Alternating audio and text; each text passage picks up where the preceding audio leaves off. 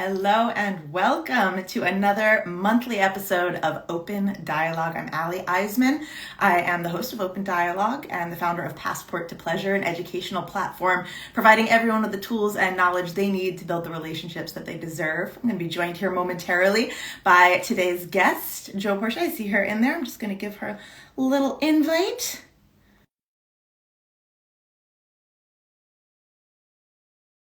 To peek over to the side as well because I take notes. I have notes written because I get excited and it helps guide me. Hello, Hello. hello, Welcome, hello. welcome. And Ah, we'll give it just a few beats for folks to start, popping in here. But welcome to oh, Open Dialogue. For those just joining, mm, like I said, I'm Ali Eisman, the host of Open Dialogue, my monthly Instagram Live, and the founder of Passport to Pleasure, an educational platform providing the tools and resources you need to build the relationships that you deserve. So, Joe, I'd love you to introduce yourself as well as you take off your magnificent layers. yeah, I'm already taking my clothes off, I know this everybody. is I what haven't even said happens. my This is what happens name. in these conversations. I was like, you guys don't even know my name yet. I'm already taking off articles of clothing. It was tangled for a moment, and I was like, oh my God, this is distracting me right now. I'm gonna need to fix this before I say anything else. Uh, this is like so true, Joe, right? Yeah. My name is Joe Portia. Authenticity. Authenticity at its finest. My name is Joe Portia. I am the boardroom and bedroom's best kept secret. I'm an erotic intimacy and relationship coach. I live in Oakland. I'm a mother of two. My kids are 20 and 14, and I am deeply and madly in love with my partner, Chris Messina. Beautiful, beautiful. Thank you so much for joining us today. We're going to be diving Yeah. into your incredible work. We're very aligned in the similar um, uh, perspective that we have around the importance of sensual empowerment in Mm, all of our spaces in life and relationship and everything. I specifically work with generally couples who are looking to open up and explore consensual non-monogamy, see if that might be for them, and or just benefit from learning about the skills and tools needed to do so to improve their monogamous relationships as mhm. well. And sensual empowerment is a huge part of that, really Yeah. tapping into that force. So thank you so much for joining us today to have this conversation. I'm very Yeah. excited to hear more, deepen our audience's understanding of your expertise and your thoughts on this. So Yeah. just to dive right in, I always like to start with really defining that what is the difference, would you say, between sexual and sensual and understanding those two Mm. energies? Yeah, so I work with high achieving, high powered women who are deeply driven and ambitious in their lives. And I help them reconnect to their body's sacred wisdom while also reclaiming their sensuality and infusing their erotic essence into the way they lead and love their lives, both professionally and personally. It's like one of the most fundamental joys of my life to see a woman really rise in the wholeness and the totality of her, because I know for myself, I have lived a lifetime trying to come home to all of me, Mm, right? Including my eroticism. So, sensuality for me, the way that I like to define it is that sensuality is the mother tongue of the body. It's the love way that. in which our body communicates through our senses within our inner landscape, our inner world, and our outer world. It's the way that we really show up in the world in the fullest delight through our sensual expression. And one of the fun facts that I recently discovered that I've been weaving a lot in my work lately is that our sense of touch is developed at 8 weeks in utero. Mm, So we are born sensual the moment we actually exit the womb. mm, So when it comes to sensuality and sexuality, I believe that everybody is a sensual being. I also believe that sexuality is our purest form of self-expression. It's the way that we talk, it's the way that we move, it's the way that we express ourselves, it's the way that we eat, it's the way that we make love, it's the way that we fuck, it's the way that we create in the world. mhm, And sensuality is independent to me from sexuality. I think mhm, so much of our uh, societal narrative up until this point, thanks to people like you and myself and all the other people that are blazing the trail for all of our future generations to know something new, is we've always seen sensuality as like the the side A on the mixtape that you give to like your lover. It's mhm, like the non-naughty side, right? It's like the mhm, touching softly and gently. And I think there is that too. But sensuality, especially to the ancient practice of Tantra, is really about opening up the body's gateway to divinity, which I Mm, absolutely love because it has nothing to do with sexuality per se, and it can be everything to do with that. yeah. I love that. I think that identification of it as just like a core element of experience, right? Of like sensorial experience of the world. Yeah, Yes, it can be included in your sexuality, but it is not a synonym necessarily. I think that's exactly. such an important Yeah. distinction. Thank you so much. Yeah. Yeah, for Yeah. sharing that. I know for me, like my really I was gonna ask you, what's understanding. your Yeah, I'm like, definition? So thanks if for they don't going mind in me saying, there. let me just walk through that door.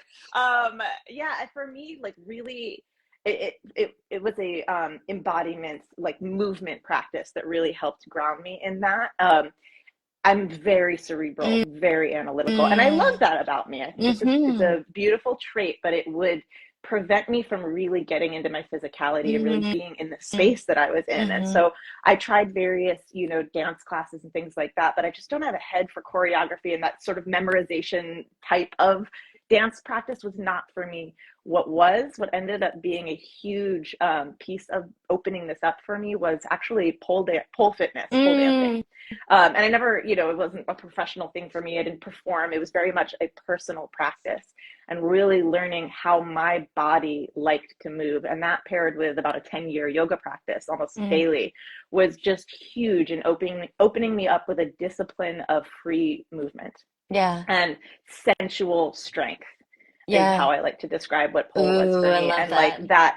that friction, needing to really push and exert, opened up this piece of me that I as someone socialized, as a woman, identify as a woman, moving through this world as woman, sensuality is merged with sexuality, and we are shamed for it so often, right? We're commodified in it and Mm-hmm. shamed for it at the same time.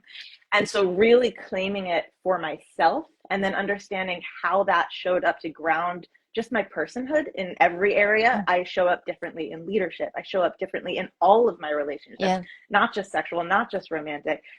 Every area in my life yeah. shifted when I really started dropping into this. And so I always like to say, if we're talking branding or how we, show up professionally, sensual professional is how I like to Mm. show up. And it's so interesting to see how I that love that. lands for people, because Yeah. again, that Mm-hmm.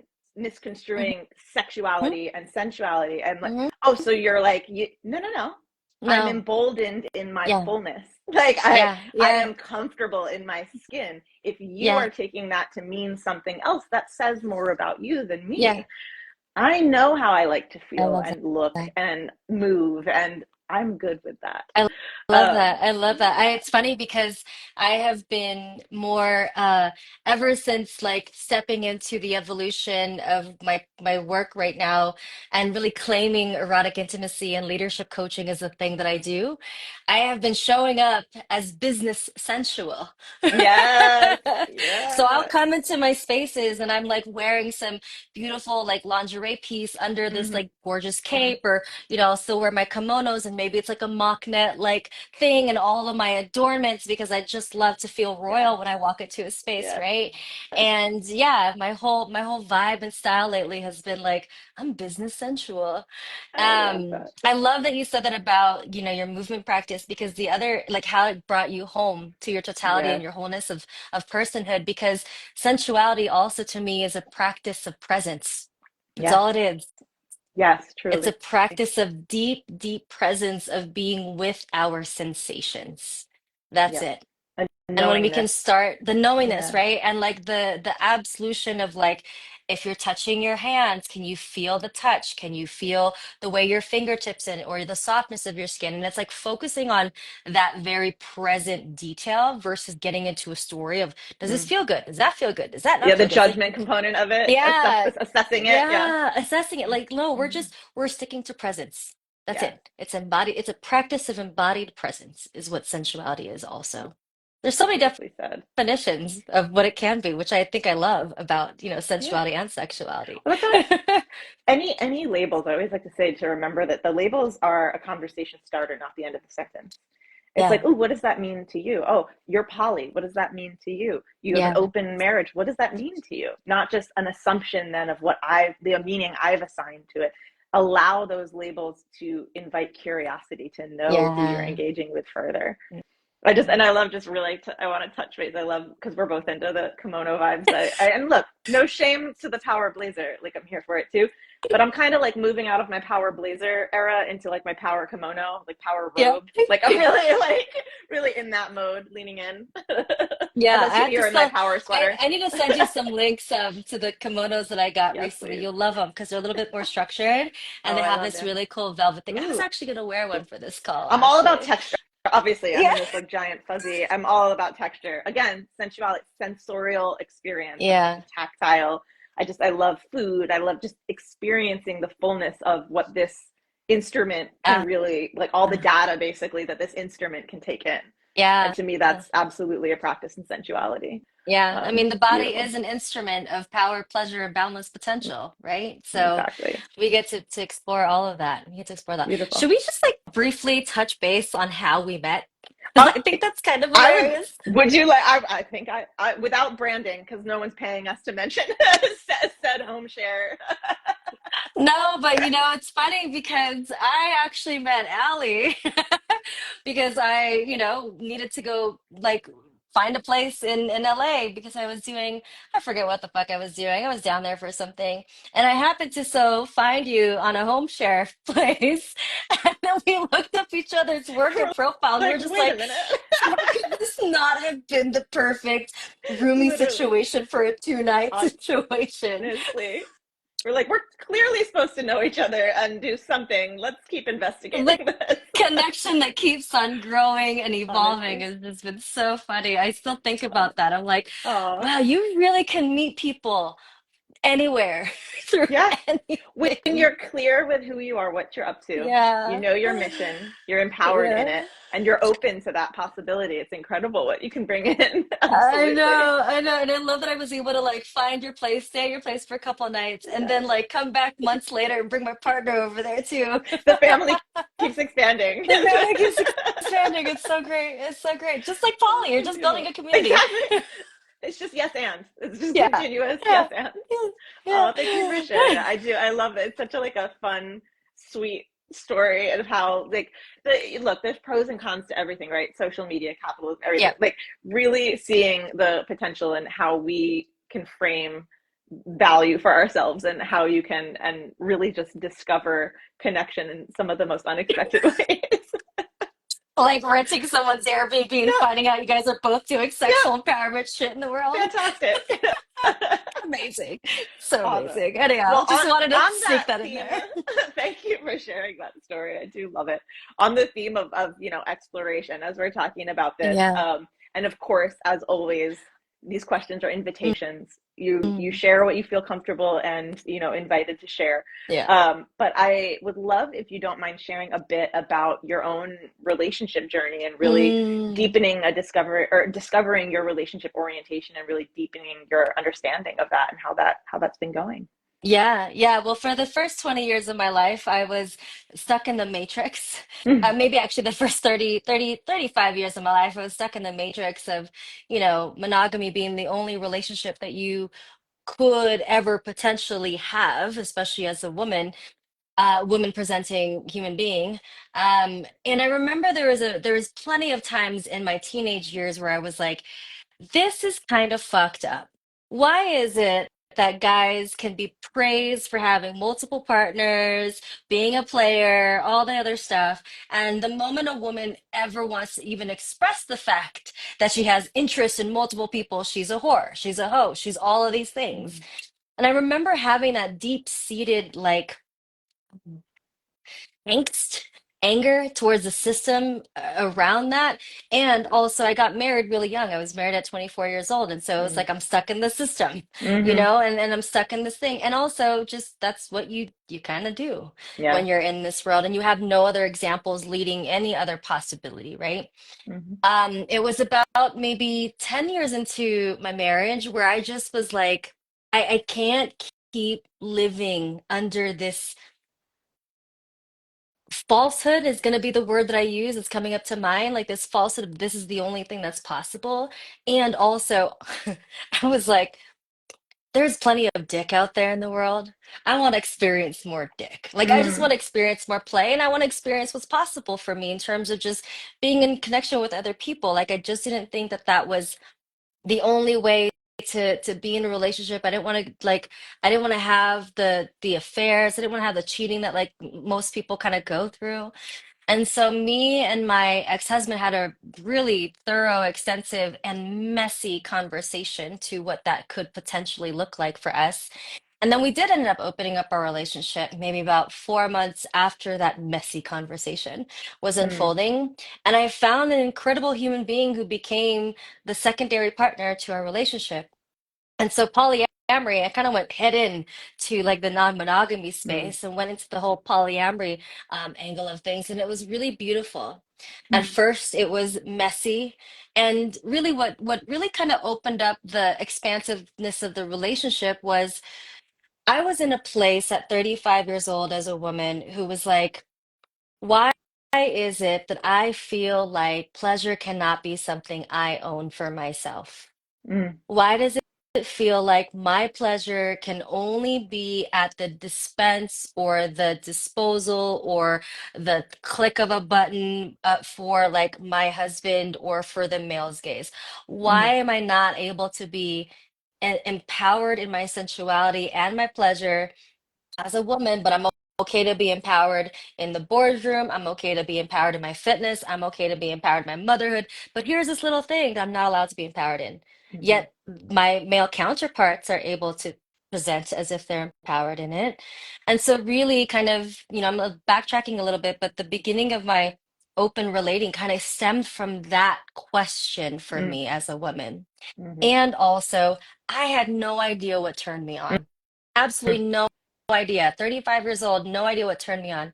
I'd been living that male-driven Yeah. success, the masculine-driven everything, the masculine way of living to feel empowered as a Performative woman. pleasure, I call it. It's not. Performative pleasure, but also like performative succeeding. Mm, mhm. Right? Here's all the things I'm supposed to have. I'm checking Yeah. off all the boxes as a woman, but like something is missing on the inside. Mhm, I can claim I feel joy and pleasure in my careerhood, my finances, my wealth, my motherhood, my marriage, but I can't claim I feel joy and pleasure in this part mhm, without being stoned or without being, you know, dismissed or without being exiled in your community, right? mhm, mhm, And I honestly didn't know when the last time I had an orgasm, truly at that point, because I've been mothering for a good 15 years up until that. mhm, So, 35 years old, I was like, oh, I mean, this is kind of the sex I think I'm supposed to have.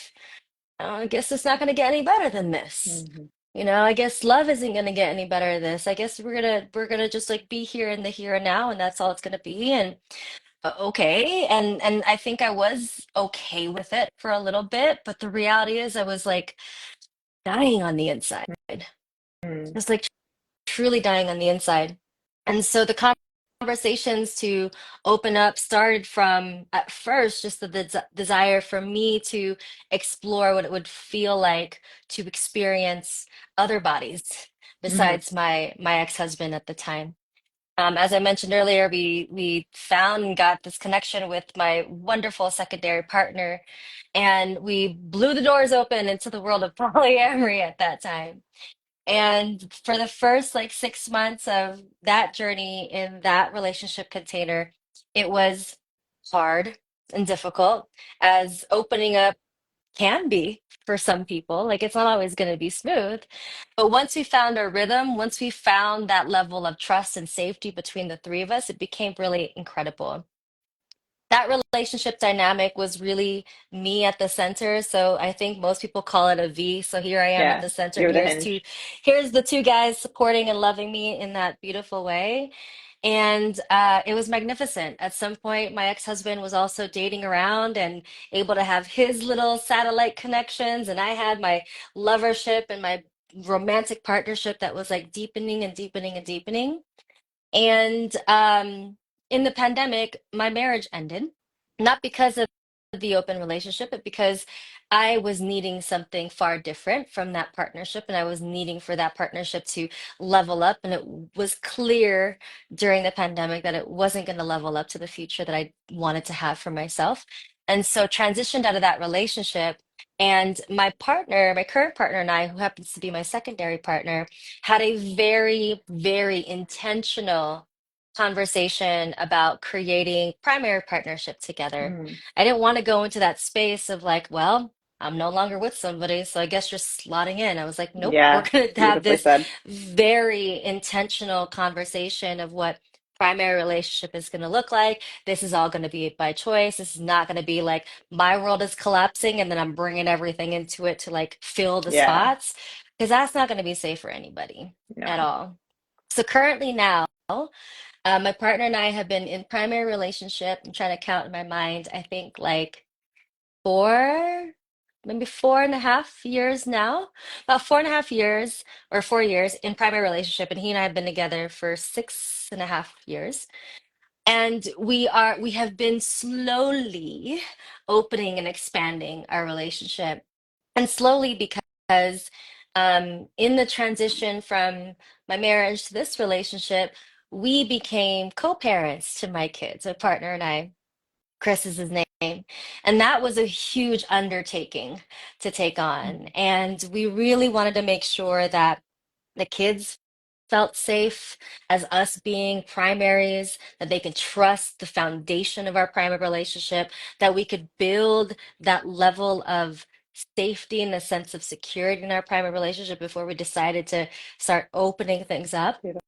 And as of Beautiful. now, we are, slowly in the place of like, how do we weave expansion into our relationship that still feels really good and safe and nurturing, while the kids are also still in big transitions in their life?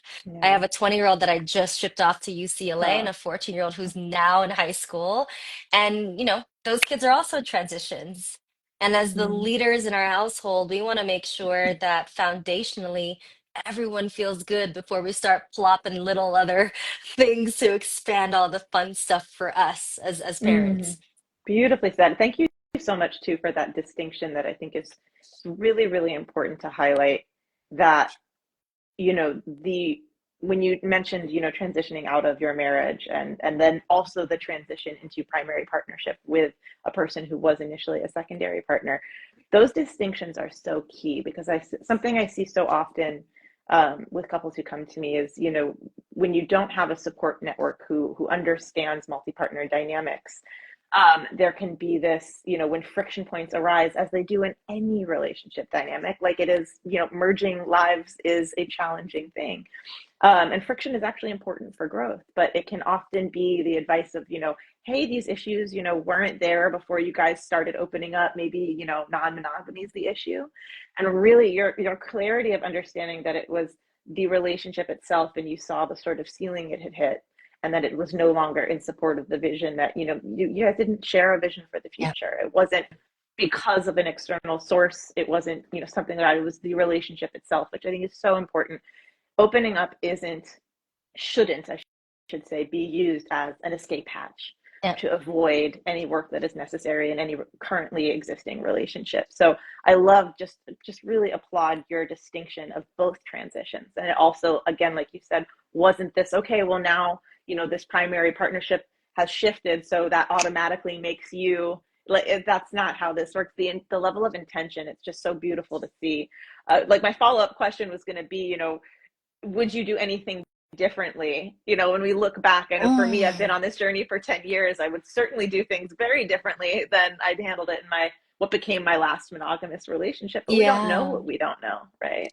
Yeah, I mean, we don't know. And I think if I knew what I knew now, and if I can go all the way back into the beginning, I would have the conversations that I've had with my partner Chris now when we established our family Mm, and established that root system for us. One, like the fact that Chris and I had so much intention going into primary partnership, is mm, this really what we want?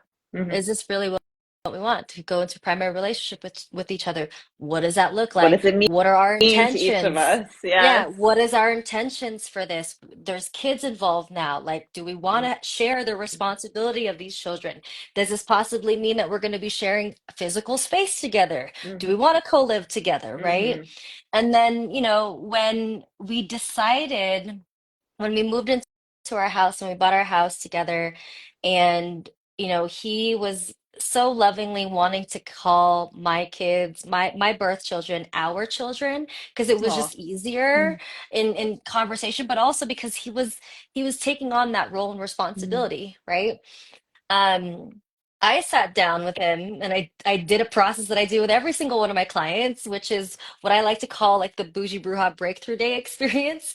And we Mm-hmm. go through and we like name what are our top three desires? What do we want to feel? What are our top 10 values? How is this family going to be? What is the vision of this family? Like we took a day and a half to sit and like create the value structure, like the value system of our family, answering a bunch of different questions, and that is what I wish I could have done differently with my marriage, is that. Mm-hmm. Because then some of the things that probably got revealed in the pandemic that were underlying beneath of all of it, I probably would have maybe, I don't know, could have caught, could have seen, maybe I could have just gotten a better like same page. And I also think too, like, I think if there was anything I could have done differently with like my non-monogamous experience and my polyamorous experience back then. Um, hmm. In that particular one, no, because I mean, like the 2.5 years when we were all running really smoothly, Mm-hmm. it could have kept going. There was Mm-hmm. definitely a feeling of like this could have kept going had there not been such deeper fractures in the foundation of the marriage and the Yeah. primary partnership there. Yeah. It would have been Yeah. sexy, it would have been fun, it would have been great, you Yeah. know? Yeah. Yeah.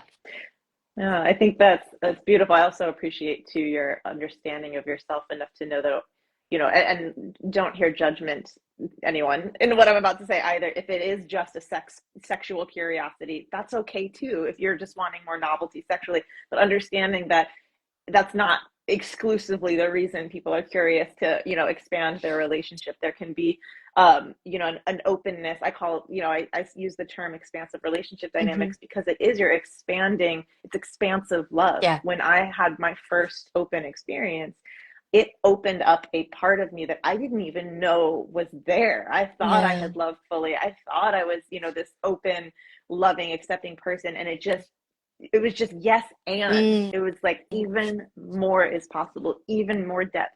Love is expansive inherently. It yeah. isn't this 100 love points and I have to take some from you to give to this other person.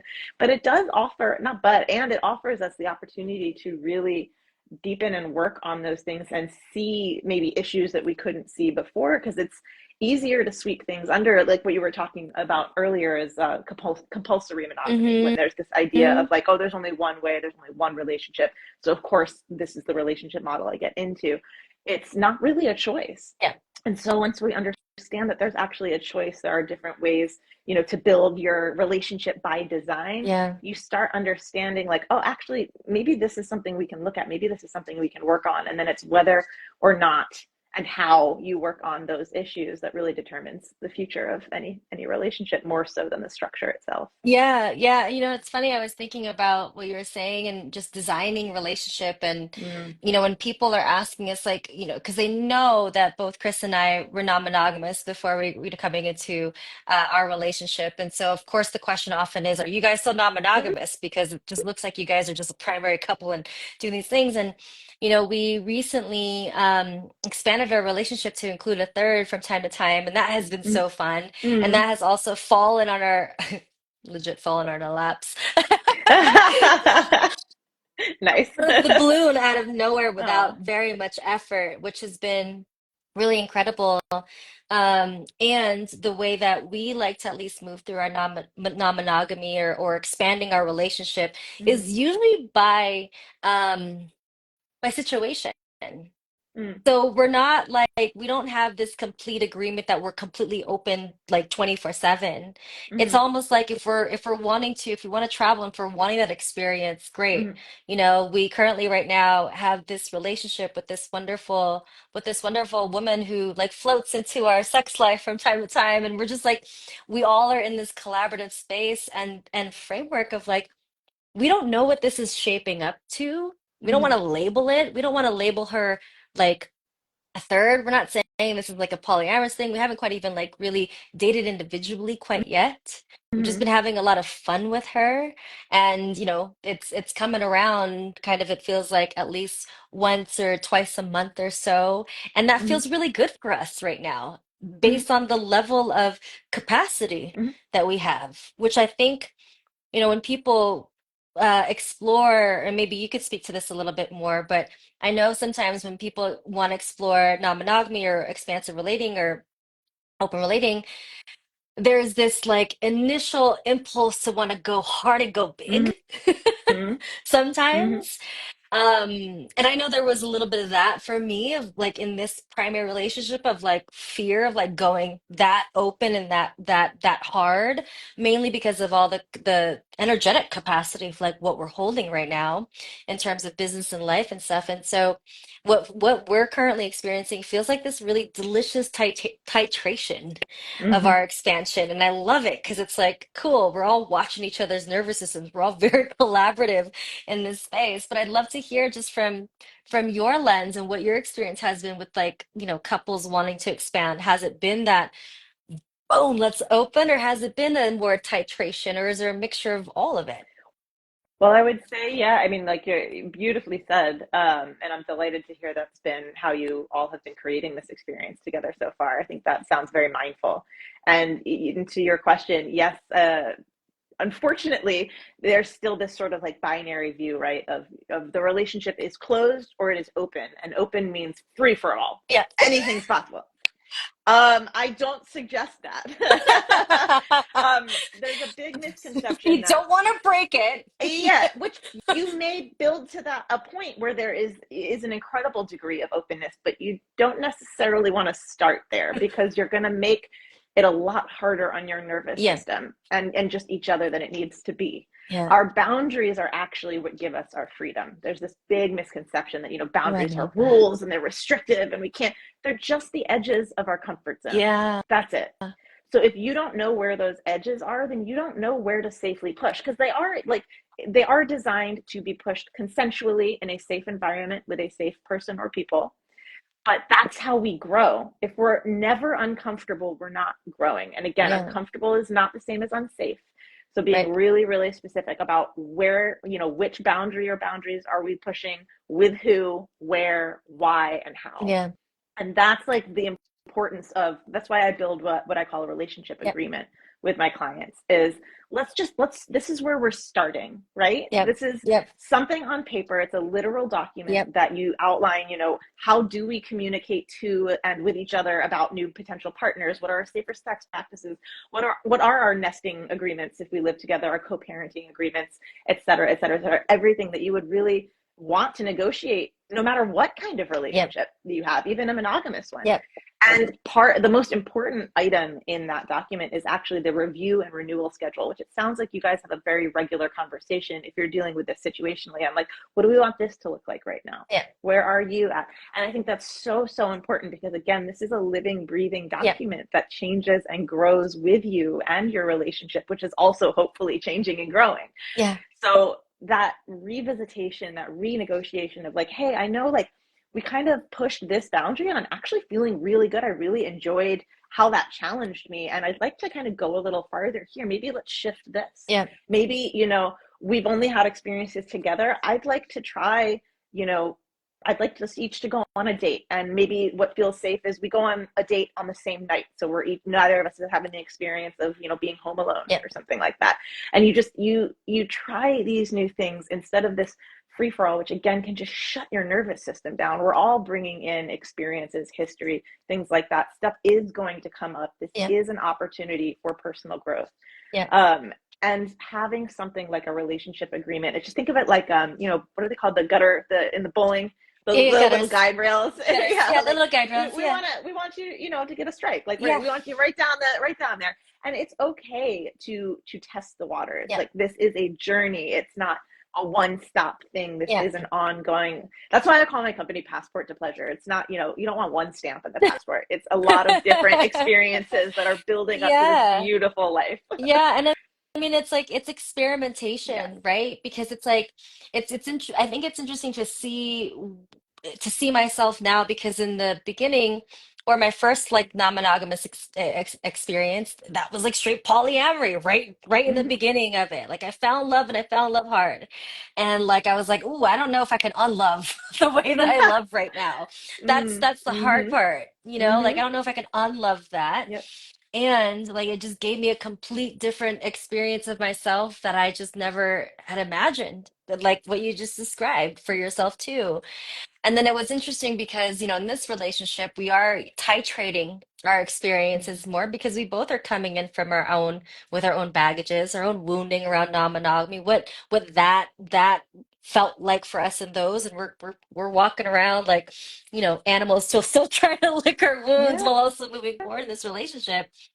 And I had this experience in New York recently where I met this delicious, warm, beautiful, hot man, and I didn't have an agreement to expand, our relationship while I was in New York. So I was kind of kicking myself in the ass a little bit for that because I was like, damn, could have had something.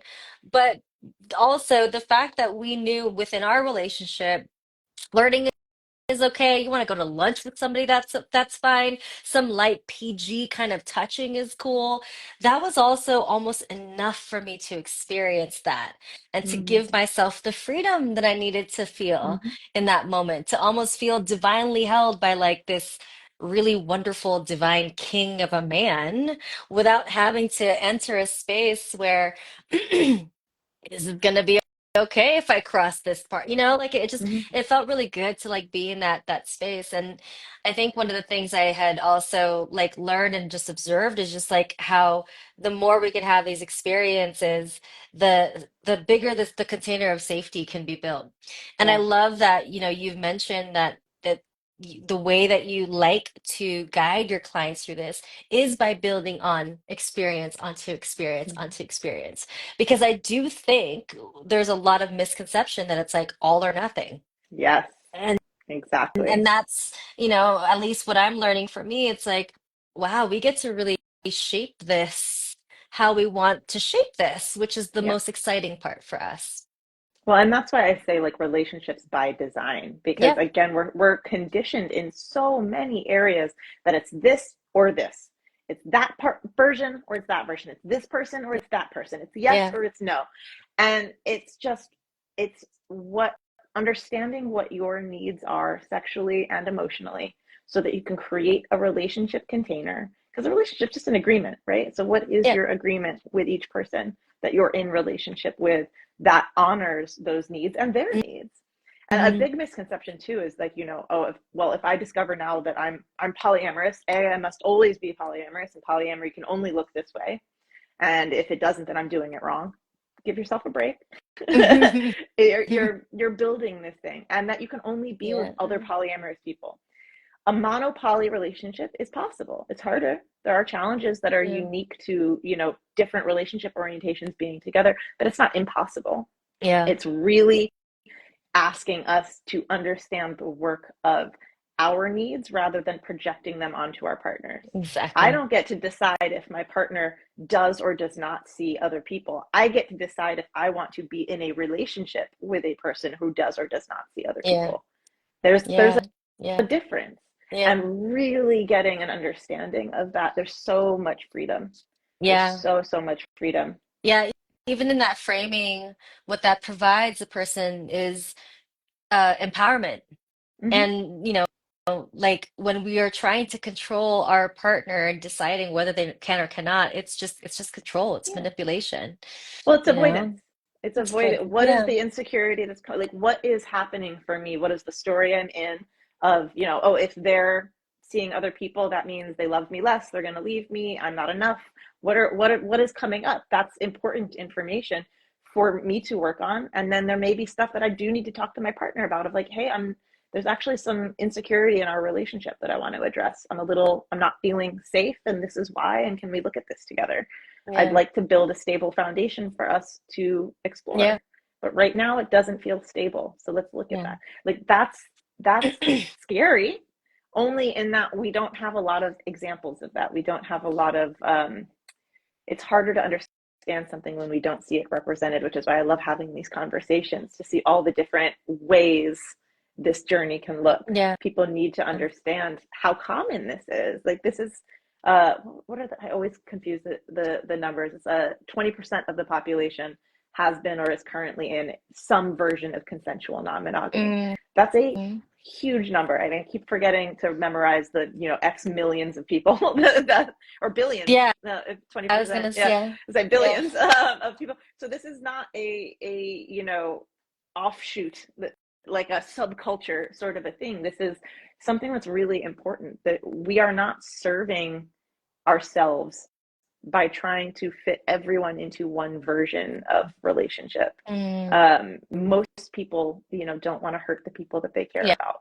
Yeah. So helping people understand that there are ways to design relationships that support everyone involved is really important. I kind of went on a Yeah. tangent there, but I No, love this conversation. that's great. That was great. That was totally great. I mean that was totally great because I think we're continuously driving that truth home of you get to design the relationship that ultimately works for you and everybody involved. Like in my own personal experience, like I said, my first non-monogamous was polyamory. And here right now I'm shocked. Like I was almost shocked because I was like, I had 2.5 years of a polyamorous thing. And now I'm Mm-hmm. kind of going back into this experience of titrating. Oh, my body's different. My nervous system's different. My needs are different. I am different. Mm-hmm. We are different. The relationship itself is different. Makes sense Exactly. why our version of non-monogamy or expansive relationship is going to be one that looks a little bit different than what we probably had imagined before. Exactly. And it invites that conversation that I think, again, even if your chosen dynamic is some version of monogamy, these conversations are integral to the success of any relationship dynamic. Always checking in. Where are you? Are you feeling fulfilled in these areas? Are you not? What are you curious about? Where Yeah. can we push? Where can we grow? It's these skills, these tools, they're relevant no matter What what your kind? relationship orientation is. Yeah. It's such an Yeah. important conversation. Are you comfortable, if you don't mind, touching a little bit on maybe how the benefits you see of this kind of work of really working on relationship by design and how that has shown up for your children and both yourself as a mother as well, and just Yeah. what the benefits are possible for kids to see Yeah. this sort of work. Yeah, I mean, my kids have witnessed me front row seat on a journey Yeah. while I was They're in the on the splash court. zone. They were definitely, I like that.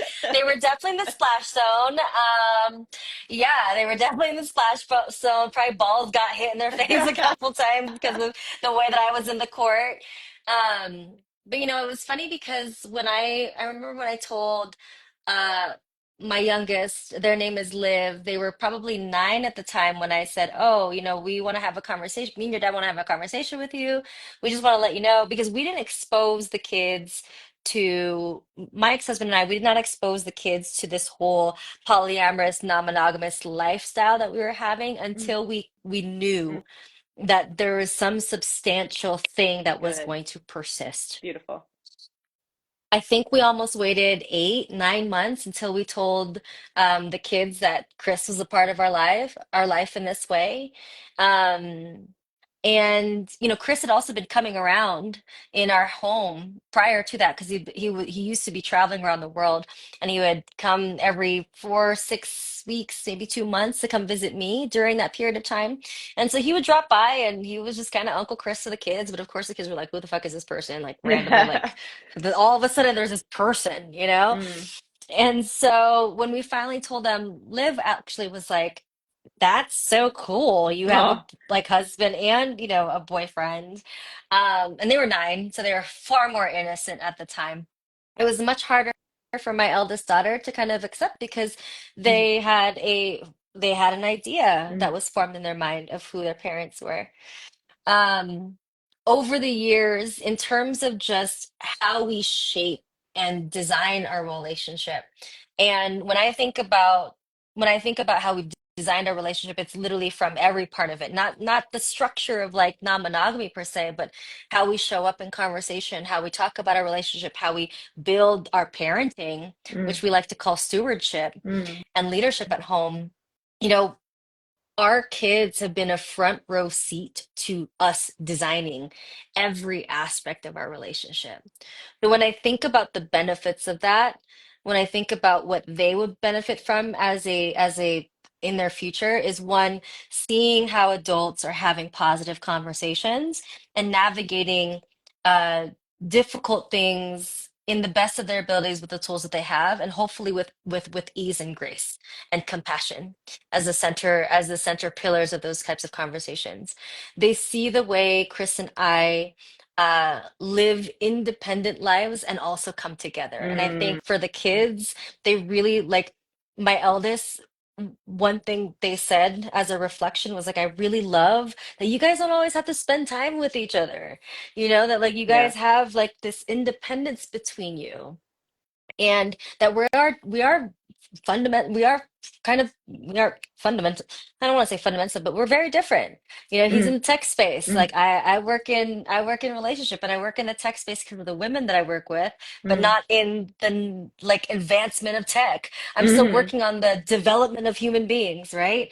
Human And tech. so human tech, I'm working on human technology. Hmm. Um, but I just I love that the kids have really seen what repair looks like between Mm, us, yes. what healthy conflict resolution looks like. We talk a lot about that. We don't hide those things at home. We don't fight in front of the kids. We actually rarely get into like nasty little fights anyhow, but they know what conflict resolution looks like. Um, they know what open communication looks like. They know what planning looks like. And these are all part of the things that are part of that designing a relationship. Now, in Mhm. terms of, you know, whether or not they'll know what we're designing now, we don't know yet because we don't even know what we're designing now for ourselves. We're just letting it kind of form itself from time to time. And so do they know that we're non-monogamous and do they know that we talk to other people? Yeah, actually. Like I remember this one time my daughter was like, "Who are you on the phone with?" I was like, "Oh, it's this guy, Jason." It's Jason. I was like, guy I met on field. We're just having a conversation, right? Because I was like giggling and laughing and just, you know, whatever. And the fact that I can say that openly to my kids as a mom who is deeply sexually empowered in herself and who's unafraid of showing up authentically in all the spaces I occupy. That to me as a mother felt so incredibly rich because my mom could never do something like Yeah. that in her There's so many lifetime. layers to that moment. Yeah. There's so many layers to the moment you just explained. Yeah. Yeah. Yeah. And like the fact that it's like, oh, there's consent that I can have conversations with another, you know, opposite sex person that I met on a dating app in the home while my partner is out. And like the kids are like the ones that are asking me, like, yes, multi-layers in that. And it just felt deeply empowering. And so I hope that what the kids can take away and the benefits is that they really understand that they're not locked in to one model of relationship. They're not even, you know, locked into whatever they're being fed of whatever's out there, that they really truly have the ability to choose from themselves in every single area of their life. Beautifully said. They're getting to see partnership. They're getting to see such integrous communication and consistency, and that it's not this sort of buttoned up, filtered um, version of reality. They're getting to see what I'm hearing is they're getting to see the work that goes in to creating freedom. Yeah. Yeah. That's beautiful.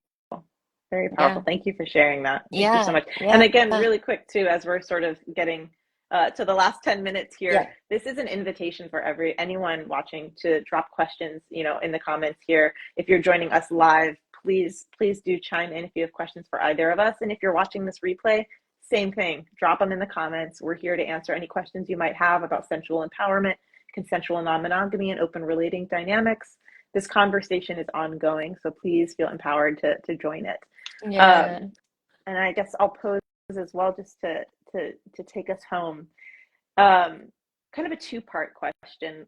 What would you say has opened up for you emotionally, sexually? You've kind of touched on it a little bit, but we talk about, erotic archetypes and things like that. And when we have different partners sexually and emotionally, we can have different triggers coming up. Mm, For me, something that was really interesting was attachment theory. I thought I had it nailed. I have, anxious tendencies, worked on that. I'm super secure now. Look at me. And then in these different dynamics, I was noticing some avoidant tendencies coming up. And I'm like, what is that? That's not who I am. And so we'll talk, about how different people, different partnerships can trigger, challenging mm, things in new ways. But what are the, yes, and if you want to share mm, some of that, also, mhm. what are the different, maybe like erotic archetypes or sensual expressions of self have you noticed with Mm, different partnerships and different mm. dynamics that have been able to come up? Yeah, so in my marriage, I definitely was more of the like, God, I like cringe saying it, but like the girl boss kind of Yeah. person.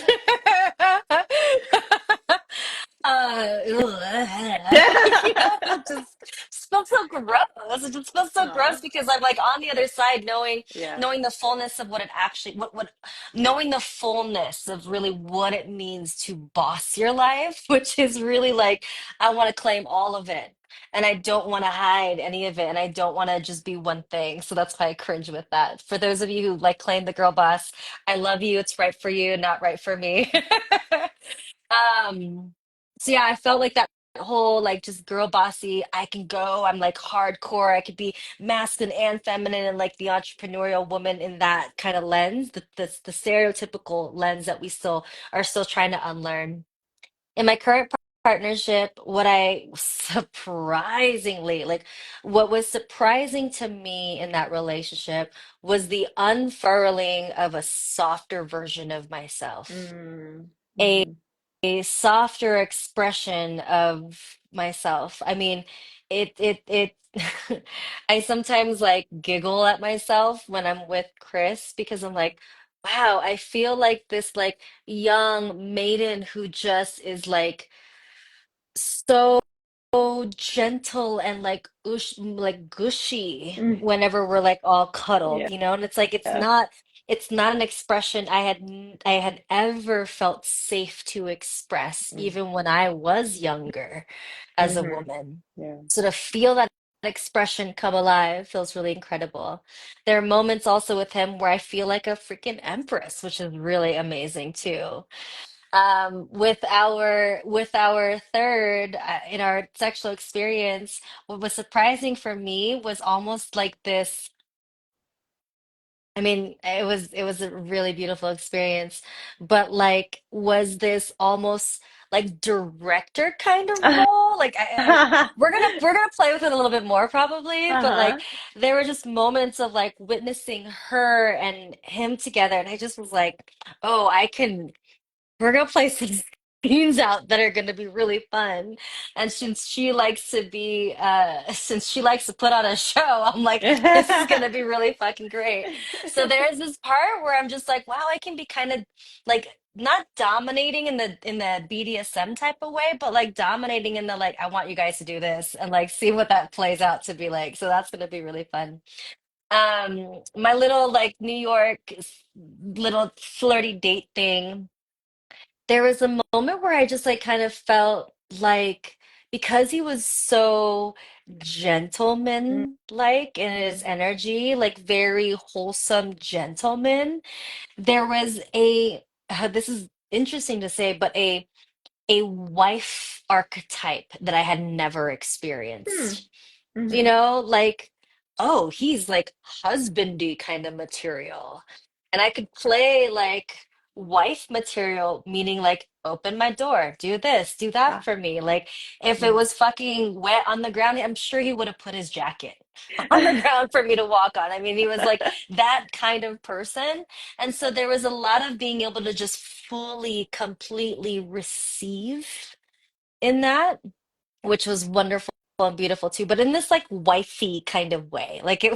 it was interesting. It's not fully formed. I don't know when the next time I'm gonna see him, and we don't really, keep in touch. So it'll be interesting if that ever comes up in other future partnerships or relationships. But yeah, those are at least some of the explorations I've been feeling. In my sexual relationship with my partner Chris, our sex life has expanded into energetic and like cosmic and just my mind blowing and out of body, out of this world kind of sexual experience. Mm. There are moments where we've unlocked energetic sex with Hmm. us. And there are moments where, I mean, how dirty and nasty can I get on this conversation? I mean, until Meta kicks us off. Okay, great. Okay, great. Because the last time that he and were having sex, I mean, I remember I was going down on him, and it was feeling so good. And also, mind you, there was a time in my life where like giving head was just like not my jam. So like, there's just been such an evolution to that. So I was going down on him, and all of a sudden, I was feeling his dick in my pussy, and I was like, "This is insane." Energetically, I Hmm. feel you penetrating me on Hmm. all sides, and this is so incredible. And there's just been moments like energetically where I feel like he's like penetrating me with like the largest gigantic thing he could find in the universe. And then we'll recap and talk about it in our sex life, like, our little recap of like, what was that like for you? What turned you on the most? What did what did it feel like? He would say the same thing, and it's incredible to see our sex life evolve Hmm. as well into one that we're now playing with energy. And I love it because as we age together, like he and I are both 40, as we age together, there is going to be moments where physically and sexually we might not be as turned on in our physical bodies, but knowing that we have an energetic space to play with is like, Hmm. ooh, cool. What can we do there? So that's been really delightful too. Do you feel like the would you say an ingredient that has helped create a safe container for that would be sort of these conversations you're having that are ongoing around the relationship structure, around, what is the safety barriers right now and how you're going about that? Do you feel like that's playing into that? That it's I related? I definitely think so because, you know, you can only have conversations to the level of depth of safety that you feel within yourself to be fully yourself, Hmm. right? Hmm. Like, if you can't show up to a conversation being fully yourself, whether there's fear or not, I mean, there's always going to be fear. So if you can show up with courage, awesome, right? But because we have the ability to have that sense of safety first within ourselves, most importantly, and then within the relationship, yeah, like our sex life has the ability to expand into those spaces because there is that level of safety to explore there. And Yeah. I also think like I am such a sensual ritualist that like anytime if I have the ability to set the stage for the sexual experience, I will set the stage. I will have music going, I'll have incense going, and that containment in any kind of space also allows for whoever enters that space to drop in into even deeper sense of safety because there is that feeling of like, oh, we're all being taken care Yeah. of. We're all, I Hmm. mean, you know this, you got play, you get that. So it's like when everyone feels taken care of, the possibilities are endless. Hmm. Exactly. Possibilities And are again, endless. that the boundaries are the freedom, right? Those Yeah. those ritual containers, understanding where those edges are enable so much expansion and safety. And then anything's possible because it's an Yeah. ongoing conversation, an ongoing negotiation. Yeah. Thank you so Yeah. much for sharing Oh, so yeah. just like vulnerably and powerfully about this part of your journey. It's just a delight to know you personally, to Mm, watch this growth happen, to be a part of it, to just thank you so much for sharing it. It's so powerful to see examples like this, represented, to be able to talk about it so openly.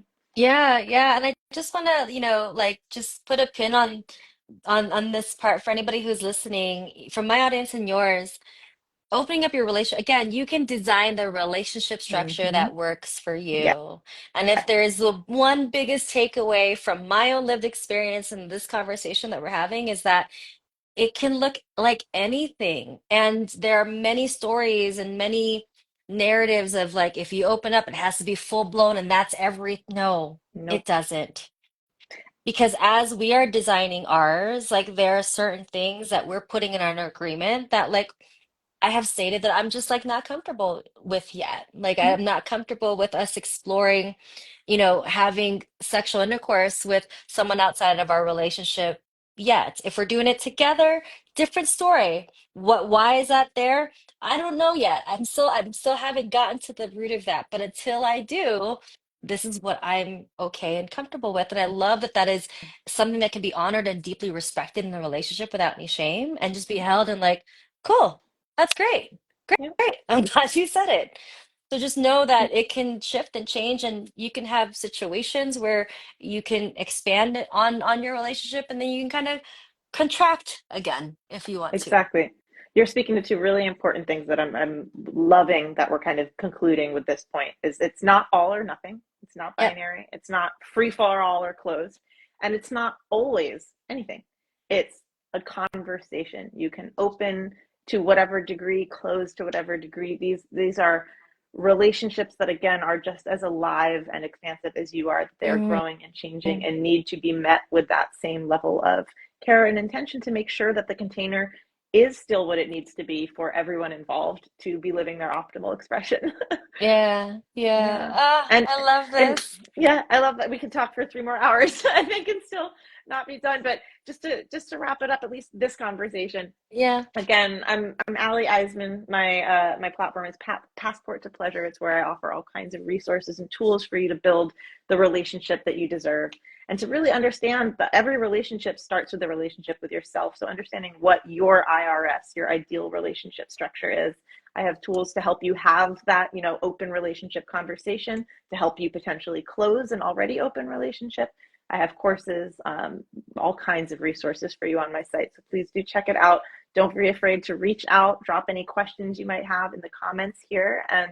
And Joe, if you want to share really quick as we wrap up how people can reach you as well. Yeah, yeah, thank you for that. Once again, I'm Joe Portia Mayari. You can find me on I am Joe Portia. That's where I get to share all the tidbits from any little bits from my work to also my personal life. You can also find me online at joeportia.com.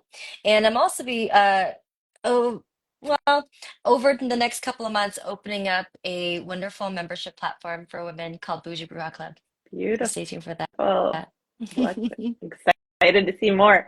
Well, thank you all for joining us live today. Again, Ali Iseman, this is Open Dialogue, my monthly Instagram live. And thank you for having this wonderful open Yeah, dialogue with me today.